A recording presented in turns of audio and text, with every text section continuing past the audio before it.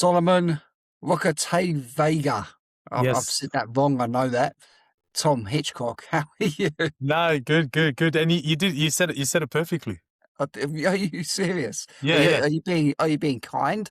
Uh, Uh, Slightly. It's your show, so mate, be honest. Everyone else is. So that's the way we like things. So, mate, no. You were close. You were close. close but no cigar. We'll take Yeah. that. Tell me, how many times did it take us to reschedule this before it happened? Oh, yeah, man. It took us a while. I just felt like it almost like just felt like it wasn't meant to be at some point. We've been trying to catch up, yeah, for maybe what 4, 5, 6 months, maybe more than that. I reckon the reschedule, I reckon we're close without checking, and I'm not going to check. Yeah. We're close to double figures. I reckon. Yeah, yeah, easily. Yeah, But it says a lot about us. It shows that, we've both got patience. We've both got agile lives where things happen and we've yes, got to react. We've got to shift things. And here we are. We're still here. We're still smiling. yeah. I do want to thank you. I realized after after the second time we had to reschedule, I said, "Wow, this guy's really patient." And then I think when it was maybe the third or fourth or once we reached the double digits, I was just like, "Yeah, this guy's the epitome of patience." Right back at you, mate, as well, in all fairness. So, Thank you. but as they say, good things come to those who wait. So I've been looking forward to this Yes, conversation. yeah, awesome. From the first moment I met you at an Able Plus event and you gave us your bit of patter, which was fantastic. It was Yeah, polished. Then I met you a second time at Able Plus and I got the same patter. It was polished. And the third and fifth and sixth time I've heard your patter to the point I could probably do it for you. Not yeah, that I'm glad to be tested on it right yeah. now. I thought we've got to have a different conversation apart from hearing your patter. Yes, please. Yeah, you get to the point where you're just tired of saying it. It's almost routine now, where you can say it, and which is good. Like we have it down pat, but I'm so keen to talk about something else. Well, I'm going to start you off then, if that's the case. So I've actually Yeah. brought a prop with me, which I tend not to do, but I've got a prop with me. Ooh. Any idea what I brought with me today? um, Kava, a cigar, uh, hot sauce. Yes, yeah, third time lucky. You got it. Oh So, wow! so this What is here, that? Day? so What is it? Dave's Ultimate. Insanity, Dave's Insanity Oh sauce. wow! So this stuff here, okay, is hot. It's hot. Yeah, Okay. When it first came out in the UK, where I'm from, yeah. okay, there used to be a magazine called FHM, which is Mm. where all us idiot blokes read stupid material. Yeah, And in there, they did an article on Dave's Insanity sauce. yeah, And no word of a lie, when they launched it, you used to have to go to Sainsbury's, which is equivalent to Woolworths, and you'd have to sign for it as a disclaimer because of how hot it was. So obviously all us stupid blokes went off and bought it because mm, it was cool to sign for something that was dangerous. yeah, What a brilliant marketing tactic that was. That's yeah, all it was yeah. marketing. But they have different variations of it, and their hottest one was at that time the hottest horse on the planet, hence why they could make their claims. It's not anymore. This is a milder version of it because it's quite hard to purchase in Australia now. But it still slaps you around a little bit, and it's got a slap in it for you. So I'm looking forward to I testing it on you. Yeah, and thank you. I actually I can't wait to try it, and I can't wait for you to try some of our sauces as well. So um, Yes. we can measure who's got the hottest sauce.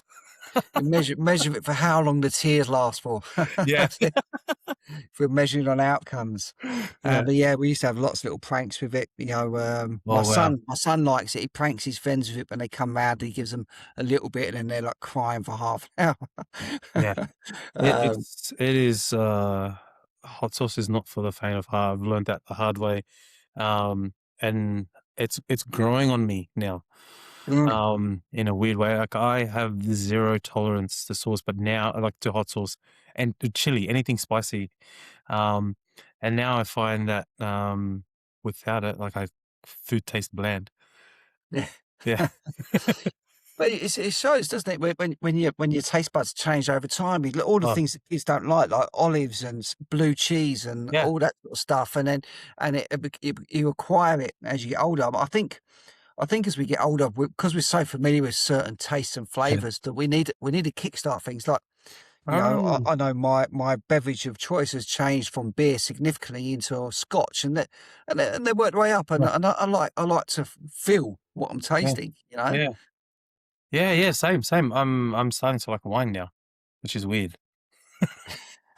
I'm just a lad from Liverpool. We don't drink wine. We drink beer or rum.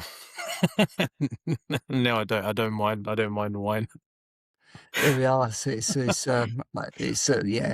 becoming an adult, I think. But Yeah, anyway, there'll be people listening to this that don't know yeah. you. Won't be many. You're quite well known in our sector, but there's people listening to this worldwide. Okay, Oh wow. and they listen to it with a lens of business and just hearing people's stories. So I Yeah, think let's talk to those people that don't know you, Solomon. yeah, Okay, let people know who you are and maybe where you come from. yeah. Cool. My name's Solomon. Rokotavaga. Parents, son of immigrant parents. Migrated to Australia about 38 years ago. And that's a cool story in itself. But I won't get into that. But started my career in the community and disability sector about 15 years ago. Okay, And haven't turned back. Um, Funny story. So I was working in a factory, and prior to that, I was hoping to become a chaplain in the army. No okay, one knows that, yeah. And because I did theological studies, I did 3 years of a bachelor's in theology, and thought might give that a go, and I was going to go into the army, and then um, ended up in a factory. Had a child very early with my wife, and then I remember as I was picking boxes at Woolies, thinking, "Geez, there's got to be more to life than this. Like, I hope I'm not here for the rest of my life just picking boxes." Um, and was given an opportunity in a program called the CJP program that was run by a company called Disability Services Australia, a really big company at that time. And CJP program was a acronym for Criminal Justice Program. And this was about 5 years, this was 15 years ago. So I was given an opportunity in that, and fell in love with it from day one. Every day was different. We weren't working with necessarily people with physical disabilities. We're working with people with psychological, um, psychosocial disabilities, schizophrenia, bipolar, very aggressive behaviors. So I just kind of I really enjoyed it. I really enjoyed it. Every day was very different. You didn't know, what you were going to get, what to expect. One day you're best mates with the person you're supporting, and the next day, tomorrow, he wants to chop your head off. Um, so it was really, I thoroughly enjoyed it, and yeah, just I found my feet. Felt like I found where I belong.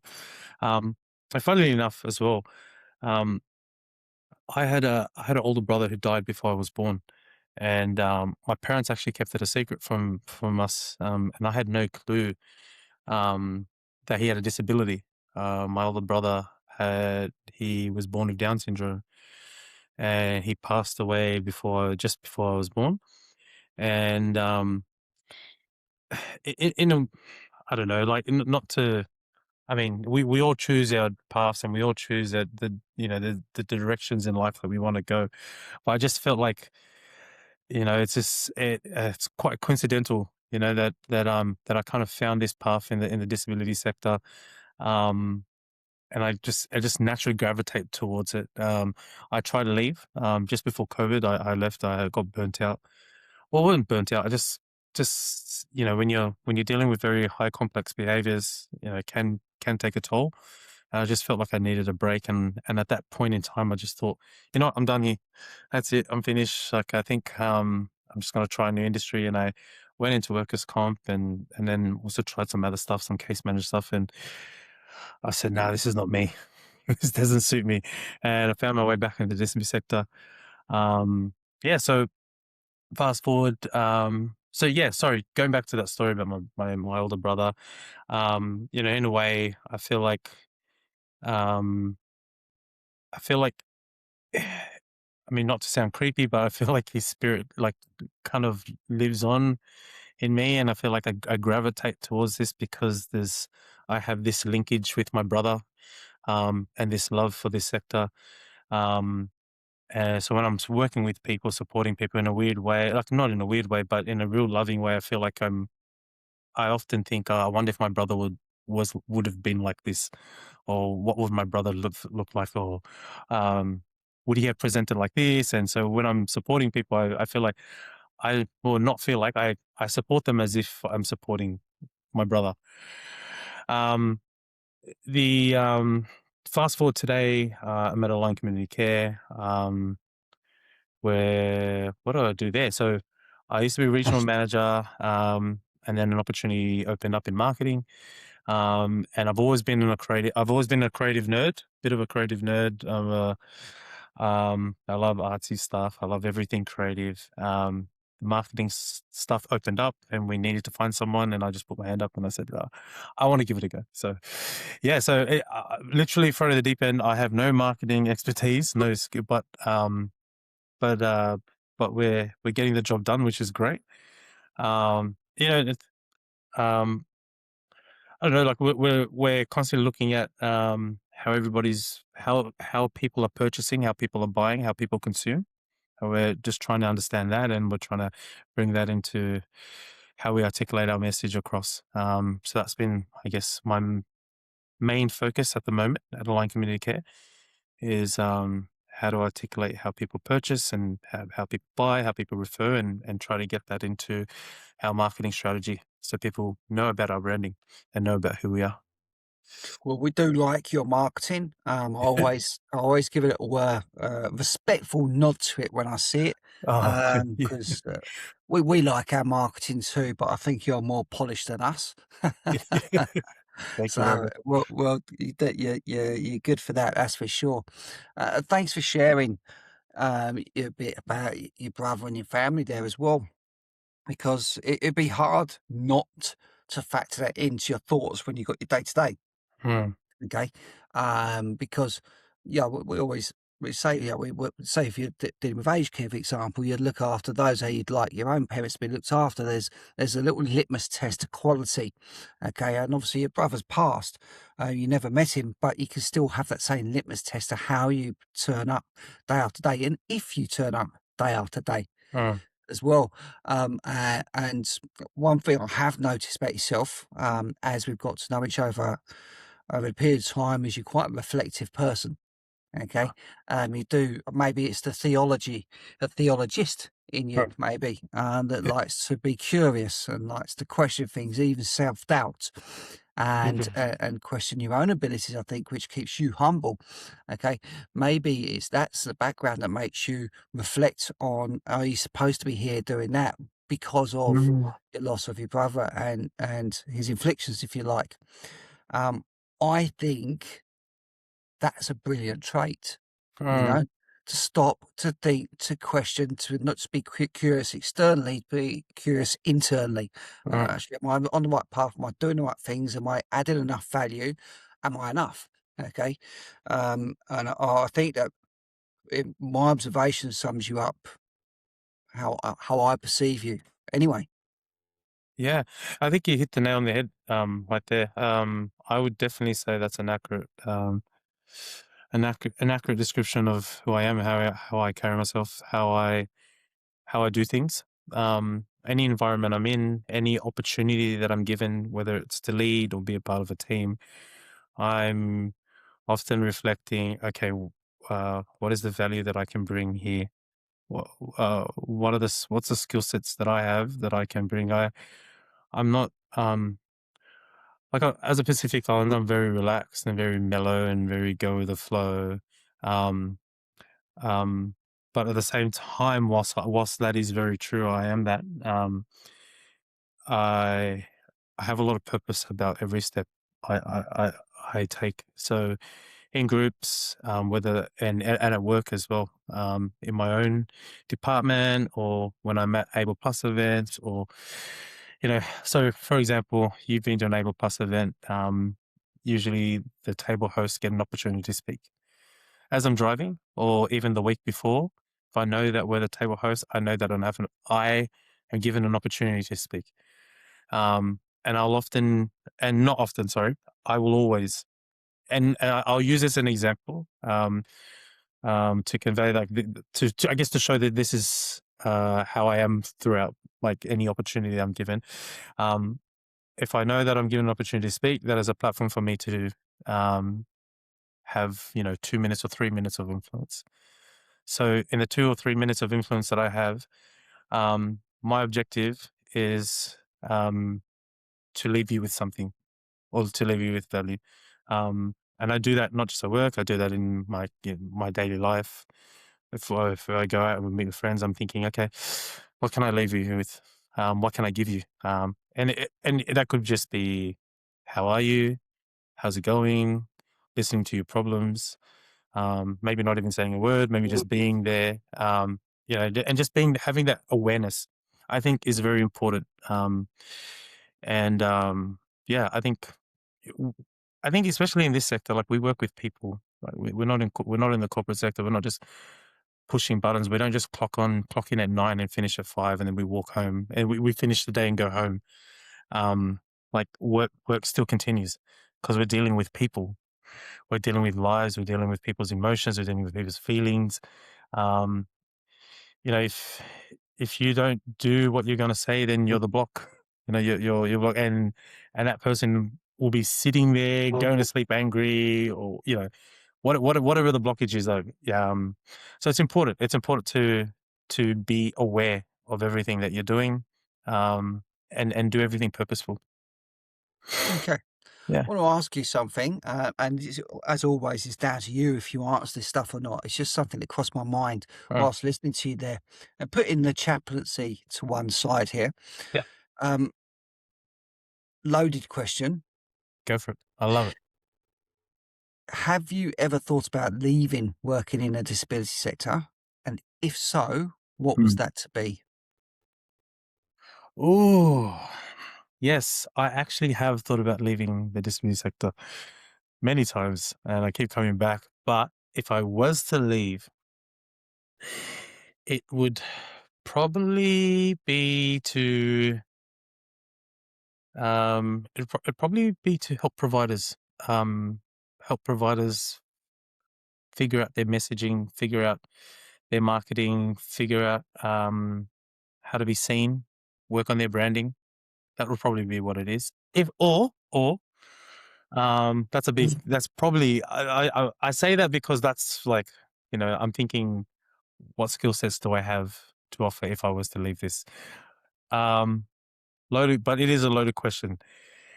If money was no object, and I could go anywhere, I would be picking up my family, my wife, my kids, would be on the next flight to Fiji. And we would open up a cafe. Coffee culture is very big in Fiji. And yeah, probably a cafe, and then I'll open another shop, and it'll be a kava bar, probably. Yeah. There we are. Yeah. So, okay, all right. So you said you thought about it many times. Yeah. Yeah, and thanks for being open, because obviously a lot of our clients Yeah. and cohorts we listen to this, and sometimes people don't want that to be out. No. Okay, so I appreciate that component of vulnerability, if you like. But I kind of knew you'd say that, and I didn't know, but I do. We know Yeah. now. That was my guess, and the reason I wanted you to say it is I wanted to know what brought you back, what stopped you. What brought me back to the sector? Yeah, what Yes. stopped you jumping out and said, "Right, listen, for those that overseas, the NDIS is the scheme that looks after people with disabilities of all sorts. In this case, it's got hold of Mr. Solomon here. It won't let him go. It's got him by the ankles. Every time he thinks of leaving, it's pulling him back in. What is it?" I think, like, yeah, great question. I think And okay, so pre-COVID, I did try to leave. I came back because I realized how much I love the industry. Being back now, and since being back after COVID and up until this point, 2026, yes, there's been many instances where I've thought about leaving. But when I look at the work that I'm doing, um, when I look at the work that I'm doing and the vision that I have in my mind, that in terms of what I want to do in the sector, that hasn't been accomplished yet. So once once I get that to a point, and also where I'm trying to, I guess where I'm trying to point, the direction that I'm trying to point, and the sector in with the small little influence that I have in the sector. I guess what I'm trying to bring into the sector and what I'm trying to do that hasn't been done yet. Once I hit that objective, and then I'll know. I think it's time to go. Yeah. Okay. All right. Well, I'm going to see if that happens once you will hit your objective. Yeah. I want to know when you hit it. If you're like, that's it. I'm going off my Carver Cafe. Yeah. Adios, guys. Yeah. I want to see if that happens. But I think what you just said there is some words that a lot of people need to hear. Okay. Mm, So there's a lot of providers out there for whatever reason are doing it tough. For external things, things you can control, things you can't control. They mm, struggle. They're in overwhelmed. They've been burnout. They're concerned. They're worried. They've got all their life savings into what they do. They made a commitment to support and engage. But I think all those people who are also considering that same thing or have considered or whatever, they need to pinch themselves and remind themselves why they got in there in the first place. yeah. Have they realised their vision, the reason why they got in, and what when things are shiny, new and exciting, they set something up. They said, I'm going to go out and I'm going to do X, Y, Z. Have they done that yet? If they haven't, to really recalibrate and pull themselves back in, and maybe, just maybe, if they really are doing it tough, reach out to someone. Just have that one Yeah. conversation with someone, a friendly, you know, where you can offset your concerns to and pull yourself back in so you can keep doing the good work you are doing. Yeah. Yeah. Yeah. Yeah. Absolutely. Absolutely. People like, and I'll say this, that there are a lot of there was a time where it was really easy for you to get into the NDIS business. And I'll just say it as it is. Like, there are a lot of people that have got into this thinking that they're going to make a lot of money. And yeah, that could be the case. That is often the case. Like, it is a very profitable business, not as much as it used to be. But if that is your motive, then it's not the right place for you. It's not the right place for you, because um, you know, people see that out very, very fast. We see that very quickly. You won't be able to sustain a growing business. You might get one or two or three or four, maybe 50 referrals, but at some point, your motive will speak louder than what your service is providing. But if you are listening and you are doing it tough, and you're just figuring you're at ends wits and you don't know what to do, like, you need to reach out. Like, you can't grow in isolation. The Bulldogs have a saying, together we can achieve much. As much as I dislike the Bulldogs, I have a lot of family members that go for the Bulldogs. I'm a Rabbitohs fan. Look, they're having a good year, but they have a good motto: together we can achieve much. And there's a piece of pie for everybody. And I personally, I can't speak for everyone else, but I know like 10 people, maybe more than 10 people, that are willing to help anybody, irrespective of the fact that they have their own KPIs and the businesses that they work for. They're always open. Um, yeah, I mean, I guess going back to, me not, I guess, when will I know it's time to pack up? Um, for me, it's, I guess, like going back to, sorry, I'm just trying to articulate, like, I try to figure this out. Like, I think I keep going back to the fact that we work with people. You know, we're not, we're this is a very, like, this is a people driven service. For me personally, when do I know it's time to pack up? When do I know it's time to leave? For me, um, I want to bring something unique to the service, to the sector, and I want to change the way things are done in the sector, and I want to be able to help providers do that. Um, I can't walk into different providers and do that. I want to be able to lead by example and hope the other providers catch on, and then be able to pass that information and knowledge on. That ultimately, what I can do with my little bit of influence, as I stay in my lane, I'm hoping that other providers will reach out and want to have a chat with me and ask me questions. How do you do that? How do you do this? Can we do that? Because ultimately, it's not just like, yes, I have an objective for online community care. Like, yes, I have KPIs. I need to bring in services, but ultimately, I'm thinking about the people that benefit from this sector. You know, the the mum and dad that have the child with level 3 autism and are trying to find something, and they just want information. Um, you know, and they can't find a provider that fits them because everyone sounds exactly the same. You know what I mean? It's like when imagine typing in pizza on Google, and every single search is Domino's. You know, every single search is Domino's, but in a different suburb. Like, so um, yeah, so yeah, I mean, yeah, I hope that answers your question. Like, um, for providers that are just doing it tough and trying to figure it out, I think at the same time you need to be honest with yourself. You need to look at your abilities as well, and look at what you're great at. Focus what you're great at. Delegate what you're not good at. Don't waste your Yeah. time trying to don't waste your time trying to do things that you're not good at. I have the worst organization skills. I'm terrible with calendars. No comment. No comment. Yeah, I'm not falling for I'm this trap. terrible. I am terrible with calendars. I am terrible with schedules. I am terrible. Actually, let me show you something here. Actually, I'm going to pull it up. I'm terrible with, I'm not sure if you can see that on screen. Oh, wait. I don't even think that's coming up on screen, but okay.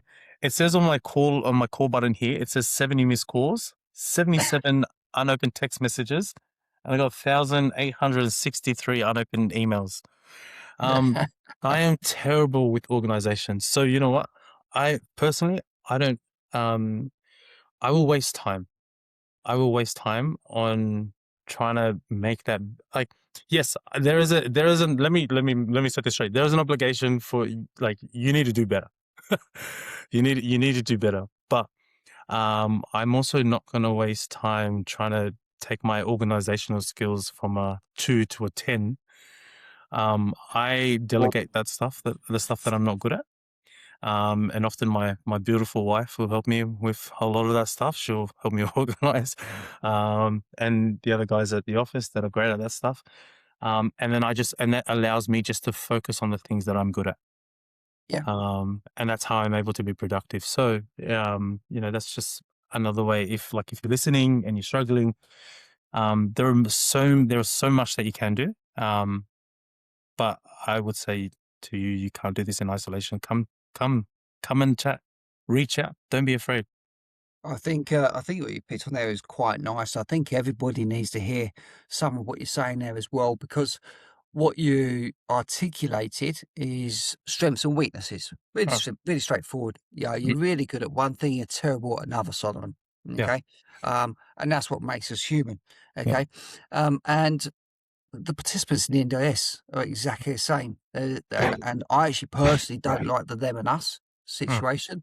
I just like that we're all here. We all have one run at this. Okay. And we all have our strengths and weaknesses. Okay, so you acknowledge your weaknesses. You need support. You need to outsource. You need mm, someone else to bail you out and help you there. And you acknowledge it. You own it. But you're really good at other things. And that's the stuff that everyone's going to see. mm. Okay. The same thing should go with participants. If they're really good at whatever they're really good at, let the world see that, okay, and get the support for the things you're not so great at, you Yeah, know, and that's just the way it is. absolutely, absolutely, 100%, 100%, absolutely. All right, mate. Well, listen, that draws us to a bit of a close now. Okay. I'm looking forward to sharing some hot sauce with you. I foresee, I've got a little crystal ball here. I foresee a carver tasting session coming up soon. Oh yes, Uh, please. Please. Maybe we can join them both. We'll have some hot sauce and carver and see where the conversation goes. I will actually take you up on that. We're currently shooting our next bunch of like our next segment.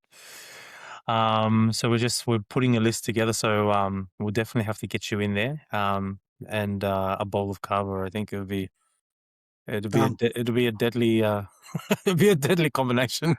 I like the way I've invited myself anyway, Simon. So Yeah, it doesn't matter if I was on absolutely. the list or not. Mr. Purple's turning up. Yeah, perfect. Awesome.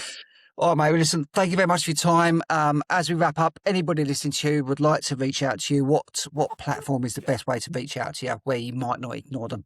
Yeah, look, LinkedIn is probably like the platform that I'm most active on.